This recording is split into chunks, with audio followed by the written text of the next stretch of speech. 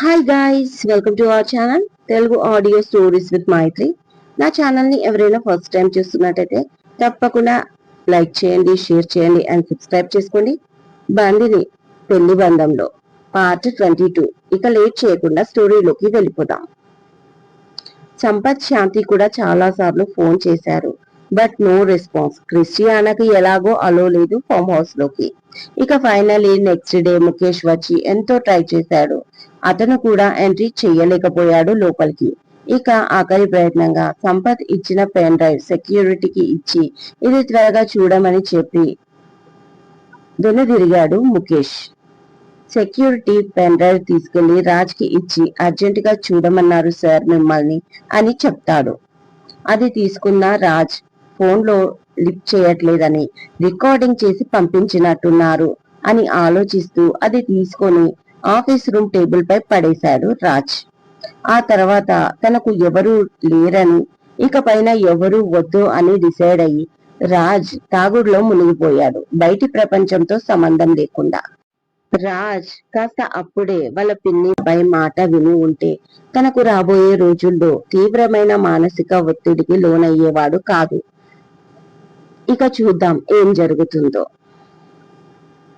ఈ సంవత్సరం best businessman award goes to Nanditha group of company CEO mister Shashank Varma అంటూ స్టేజీ పైన అనౌన్స్ చేశారు. ఎంతో హ్యాపీగా అనిపించింది శశాంక్ తల్లి నందితకి. 10 సంవత్సరాల నుంచి తన కొడుకు ఎంతో కష్టపడి ఆశపడుతున్న ఆ అవార్డు తనకి ఇప్పుడు దక్కినందుకు ఆనందంగా క్లాప్స్ కొట్టింది నందిత. హ్యాపీగా పైకి లేచిన శశాంక్కి కంగ్రాచులేషన్స్ చిన్న అంటున్న తల్లి కళ్ళల్లో ఆనందాన్ని చూస్తూ ఆమె పాదాలను చేత్తో తాకి థ్యాంక్ యూ మామ్ అంటూ స్టేజీ వైపు వెళ్ళాడు శశాంక్. అవార్డు తీసుకోవడం, దానికి తగ్గ స్పీచ్ ఇవ్వడంతో అందరికి థ్యాంక్స్ చెప్పి అక్కడ పార్టీ కంప్లీట్ అయ్యాక హోటల్ కి వెళ్లి నెక్స్ట్ డే సింగపూర్ నుంచి హైదరాబాద్ బయలుదేరారు నందిత అండ్ శశాంక్. గ్రాండ్ గా వెల్కమ్ చెప్తారు మీడియా అండ్ అతని కంపెనీ స్టాఫ్ ఎయిర్పోర్ట్ కి వచ్చి.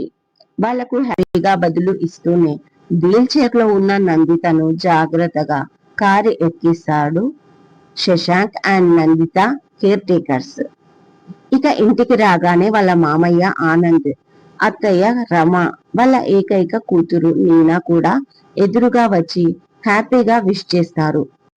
హాయ్ బావా, నువ్వు నాకు చెప్పినట్లుగానే ఈ అవార్డు సొంతం చేసుకున్నావు అంటూ షీల్డ్ చేతిలోకి తీసుకుని మరి పార్టీ లేదా మాకు అని అడుగుతుంది ఆ షీల్డ్ ని చూస్తూ మీనా. ఎందుకు లేదు, మీ డాడీ సర్ప్రైజ్ పార్టీ ప్లాన్ చేశాడు కదా అంటూ నాలుక ఖర్చుకుంది రమ. తమ సర్ప్రైజ్ ని స్పాయిల్ అయ్యిందని ఆనంద్ నీనా తలకి చెయ్యి పెట్టుకుంటే శశాంక్ నందిత హ్యాపీగా నవ్వేస్తారు. మీ మమ్మీకి ఎప్పుడు ఏం మాట్లాడాలో తెలీదు మొండి పడతాడు ఆనంద్. కాదు, మా అత్తయ్యకి మా దగ్గర ఏమి దాచుకోవడం తెలీదు అంటాడు శశాంక్ అత్తకి సపోర్ట్ చేస్తూ. ఆ మాటకి అందరూ నవ్వుతారు. ఆ తర్వాత నందిత తన రూమ్ లోకి వెళ్ళాక తను ఫ్రెష్ అప్ అవుతుంది. అప్పుడు రమ నందితకు టిఫిన్ తీసుకొని వస్తుంది. మెయిడ్ ఉన్నారు కదా, నీకెందుకు శ్రమ అని అడుగుతుంది నందిత.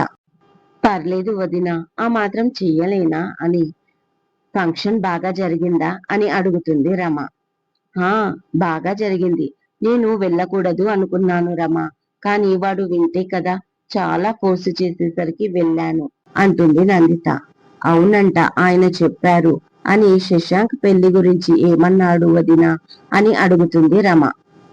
ఎక్కడ, నన్ను పెళ్లి మాట ఎత్తనిస్తే కదా, ఆ మాట నా దగ్గర ఎత్తకూడదని చెప్తున్నాడు.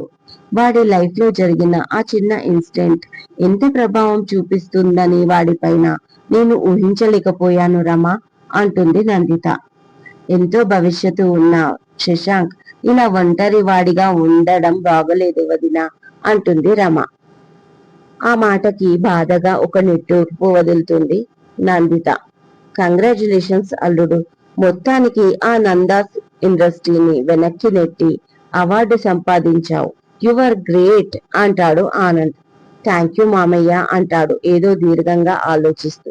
గత 5 సంవత్సరాలుగా ఆ అవార్డు సొంతం చేసుకుంటున్నందుకు ఆ రాజ్ నందన్ పొగరుతో విర్రవీగేవాడు అన్నాడు పక్కనే ఉన్న మేనేజర్ కొండలరావు. ఇప్పుడు ఈ విషయం తెలిస్తే డిప్రెషన్ లోకి వెళ్ళడం ఖాయం అంటూ నవ్వాడు ఆనంద్. వాడు డిప్రెషన్ లోకి వెళ్లే టైప్ కాదు. నాకు తెలిసి మళ్ళీ మనకు ఎదురు వస్తాడు. నెక్స్ట్ ఇయర్ తప్పకుండా వాడి చేతిలోనే ఈ అవార్డు ఉంటుంది, నో డౌట్. కానీ నాకు ఈ అవార్డు కాదు, నేను సాధించాల్సింది చాలా ఉంది. ఆ ఇండస్ట్రీ పతనం కావాలి, అప్పుడే హ్యాపీగా ఫీల్ అవుతాను అంటూ తన ముందు ఉన్న ఆల్కహాల్ గ్లాసు ఖాళీ చేశాడు శశాంక్. అంత తొందర అయితే ఎలా అల్లుడు? ఇంకా చాలా టైం ఉంది, ఇది స్టార్టింగ్ మాత్రమే అన్నాడు ఆనంద్. ఎస్ మామయ్య, ఇట్ ఈస్ ట్రూ, ఇది స్టార్టింగ్ మాత్రమే అంటూ గట్టిగా నవ్వి గ్లాస్ లో డ్రింక్ వంపుకొని మామయ్య చీజ్ అని చెప్పి మరీ తాగాడు ఈసారి శశాంక్. 1 వీక్ తర్వాత సెక్యూరిటీ చీఫ్ తో గట్టిగా వాదించి సంపత్ లోపలికి వచ్చాడు. హాల్లోకి రాగానే రకరకాల ఫారెన్ బ్రాండ్ ఆల్కహాల్ ఖాళీ బాటిల్స్ ఎక్కడివక్కడ పడి ఉన్నాయి. దాన్ని బట్టి అర్థం చేసుకోవచ్చు రాజ్ వారం నుంచి తాగుతూనే ఉన్నాడని. ఇంకా అక్కడ స్టఫింగ్ ప్లేట్స్, కాల్చిన సిగరెట్స్ కూడా పడి ఉన్నాయి. వంట వాళ్ళు వచ్చి తమ పని తాము చేసుకుని వెళ్తున్నారు. వీడు తిన్నాడో లేదో చూసే వాళ్ళు ఎవరూ లేరు. ఇక పని వాళ్ళనైతే ఆ సెక్షన్ వైపు నుంచి మిగతా ఏరియాకు ఎవరిని రావద్దని ఆర్డర్ పాస్ చేశాడని తెలిసింది. కనీసం క్లీనింగ్ కూడా చెయ్యొద్దు అని చెప్పాడంట. అందుకే మొత్తం దుమ్ము పట్టిపోయింది ఫ్లోర్ అంతా.